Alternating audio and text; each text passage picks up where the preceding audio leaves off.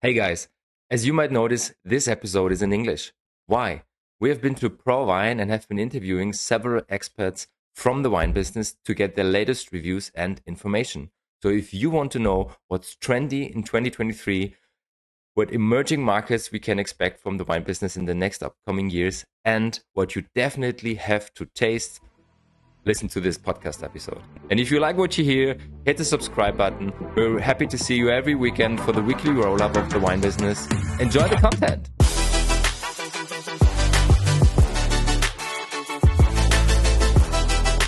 The next interview is with Janet Dorozynski, Trade Commissioner at Global Affairs Canada, and Kelly Josephson, Communications Manager at Wines of British Columbia. The ladies had some great insights in the Canadian wine market, and they had a crazy recommendation for a Central European wine country you definitely have to keep an eye on. Enjoy the episode. So right now we are here with Janet Dorozynski from Global Affairs Canada and Kelly Josephson from Wine Growers British Columbia. Thank you for your time. What would you consider as the main trends for the wine industry in 2023? So I think sustainability and the changing climate are probably the most important trends facing the industry. I think it's also something that consumers think about. I'm not sure everyone really understands what sustainability means, and I'm not sure there's a standard definition of what it means, but it is something that I think is very important. Is there a standard in Canada? We have two provincially regulated standards, one in Ontario and one in British Columbia. And is it kind of a certification for wine growers, or how does that work? Yeah, it's a certification. It's voluntary, but it's third-party certification. It's not administered by the wine associations, but separate organizations. Would you like to add something? Well, the Sustainable Wine Growing British Columbia program is really interesting because it doesn't just apply to the viticultural practices, but it also applies to what is happening inside the winery as well. It speaks to your staff's health as well as your vine's health, the earth, water, electricity. It is sort of like a omni-channel certification that thinks about the sustainability in regards to not just the land that the winery and the vineyard is on, but also the winery business. Do you have any numbers for me? What the percentages of organically or sustainably working wineries? Well, organic is different from sustainable, but in BC, how many are there wineries that are certified now?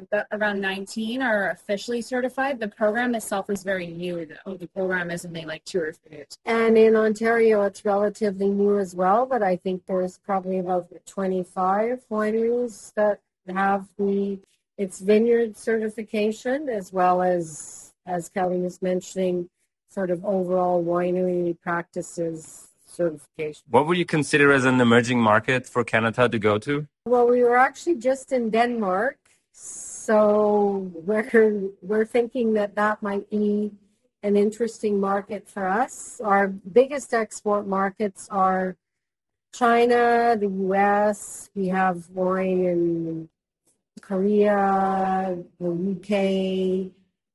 I can't think of all of them, but we started looking at Denmark, and we were also in Singapore last fall, because Canada is a very small producer in terms of the global wine market. So we're not looking for markets that require a lot of volume, because our producers just don't have a lot of volume. So we're also looking at markets where there's an appreciation of fine wine, cool climate wines. We're considered still, I think, by some, a new and emerging region. Mm-hmm. So we're looking at markets that recognize that, and also that have a developed food and wine culture. So that definitely is what's happening in Denmark. So we went last week, the first time we had 18 wineries that went on a trade mission. And we had a masterclass and a walk-around tasting and market visits, and we were quite well received in the market. Do you find it tougher to market your hybrid varietals? Well, so first of all, hybrids, we grow hybrids, but it's not a majority of our production. But I don't know what it's like in Austria, but if you look at what's happening in places like the UK and in the US, hybrids are very sought after now. They're becoming very popular. Hybrids, both traditional French hybrids like Vidal and Baco Noir, but also Minnesota hybrids that were bred at the University of Minnesota for cold tolerance, that are grown widely in Nova Scotia and Quebec. And they're also grown in places like Vermont and New York State and Michigan. And I haven't done the exact research by tasting, but there's a movement in places like New York City where they're actually looking for wines made from hybrid grapes. So a chance for the Vidal grape, right? Yeah, well, Vidal grape is in Canada, it's traditionally been used for ice wine because it's well suited to the production of ice wine, but we're now seeing people make it into table wine, into orange wine, sparkling wine. So it's very versatile and great variety. And your personal opinion for emerging wine markets according to wine growing? Well, we were just in Denmark and we tasted some Danish wine. Okay. I think it's still a bit of a long shot. It's definitely cold climate as opposed to cool climate, and it's still very small. There are just over 100 wineries in Denmark, but who knows what's going to happen. I think what we're seeing both globally, from what I've seen and what we're seeing in Canada, the Balkans, places like Croatia, Slovenia, they're old wine growing regions, but I think they're sort of coming into their own and finding, it's their time. And places like Georgia and Armenia, which are also very ancient wine producing regions, but because up until recently, they've been focused on Russia, and now they don't have that as a channel. They're starting to look further afield, and I think the world is starting to see more of their exports and appreciate the kind of wines that they're making. And there's all kinds of regions. I mean, like Uruguay, I think, is interesting. Parts of Argentina, not for Malbec, but for varieties like Cabernet Franc or old vines from País in Chile. And I think there's something probably in almost every wine growing region that even if you don't talk about them as a region, or as a country, there's something in the region or the grape variety or the style of wine that they're like kind of a wishy-washy answer. Yeah.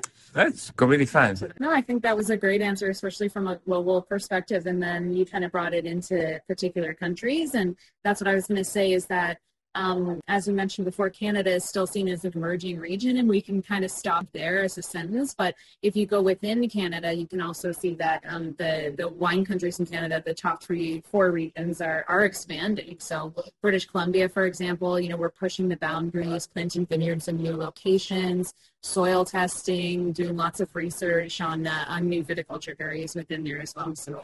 Interesting. What regions should I definitely give a taste? Some of the regions I mentioned, I would definitely try their wines, like Croatia, Slovenia, Friuli in Italy, sort of that whole corner up there where they're making skin contact wine, orange wine. They don't call it as that. They'll just call it as wine that we've always made that way. I find that very interesting. I think there's a lot of interesting stuff coming out of Corsica. We don't see a lot of it exported, but I have been there 3 times over the past decade or so, and there's lots of interesting stuff. Turkey is interesting for its indigenous grape varieties, which is also the same can be said for places like Croatia that has like 130 different indigenous grape varieties. So again, too much wine, too much good and interesting wine everywhere to limit it to 1 or 2 countries. Nothing really to add to that. I just went and tried some sparkling wine from Great Britain, which I thought was really neat. That was my first chance to do so. So I know that that's sort of taken, some places in Europe by storm in ways of it being like new and exciting. And but in British Columbia, we haven't really had any show up in market yet, so it was great to be here to try it. Okay, cool. Thank you so much for your time and input.